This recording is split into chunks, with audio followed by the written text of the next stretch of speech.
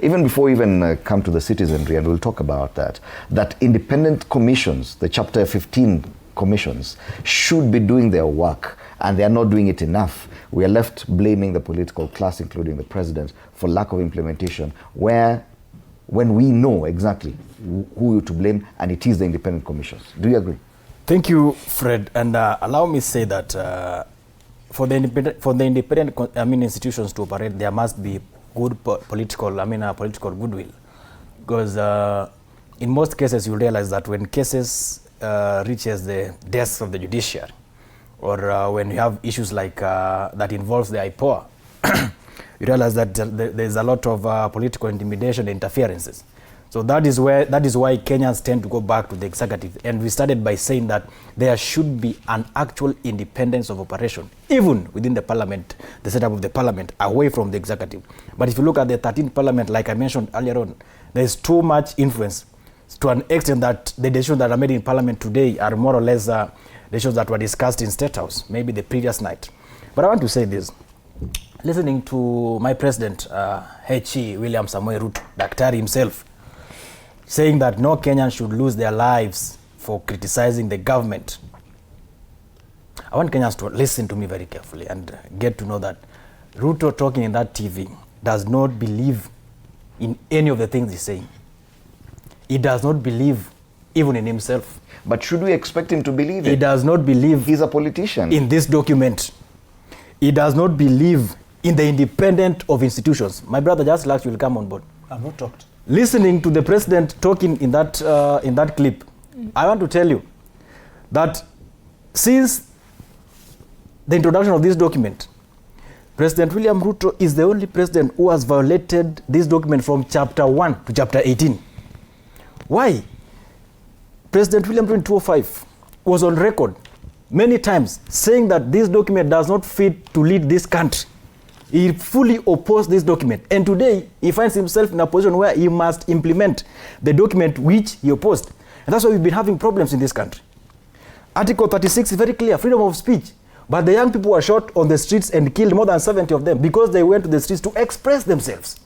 That tells you the level of the level with which the president does not believe the document. Article 37, picketing. Young people were killed here. Raila Odinga then, 2023, almost died at Globe Roundabout because he was leading picketing. And the President, William Ruto, was at the helm. He did not believe in this document. Look at Article 10.2 of the Constitution, which establishes the rule of law. Tell me, since this government came to power, they violated the rule of law from all corners. Human rights violation. You just say ngwe, unapotea. Vijana wanatoka kwa barabara wanauliza masomo bei ya shule imeenda juu, wanapotea. So what are we saying? If the president wants Kenyans to listen and take him serious, then he only has one responsibility: implement this document. And my question is to you, Ken. Is it up to the president? I'm talking about the other remedies that the Constitution has within itself to ensure its own implementation. Or are we faulting the document and saying that this document is solely dependent on the political class for its implementation? That's the question I'm asking. And let me ask, I'm answering you. And what I'm saying is this. The political class, and my brother, I think my brother alluded to it. What we are seeing here are people from KANU era. And remember, in the KANU era, you are working with a different constitution then. And they believe, most of them, unfortunately, the man who was at the center of KANU operations at that time is the president.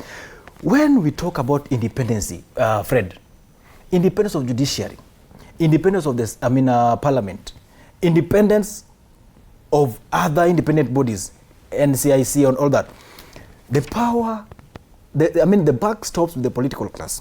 Because these are individuals who, by extension, tend to influence a lot of decisions. But and we know, what I'm saying is this. Just listen. No. Fred, just listen. No. Let me make myself clear. Can we not land? The question is, this document, are we faulting the document? Are we saying this document was not foolproof?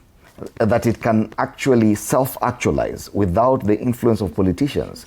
Because I think, and this has been a problem and I've observed, that we are so dependent on the political class to actualize this implementation of this constitution. Yet the constitution, the framers of the constitution ensured that there were mechanisms within the document itself to ensure self-actualization of the document.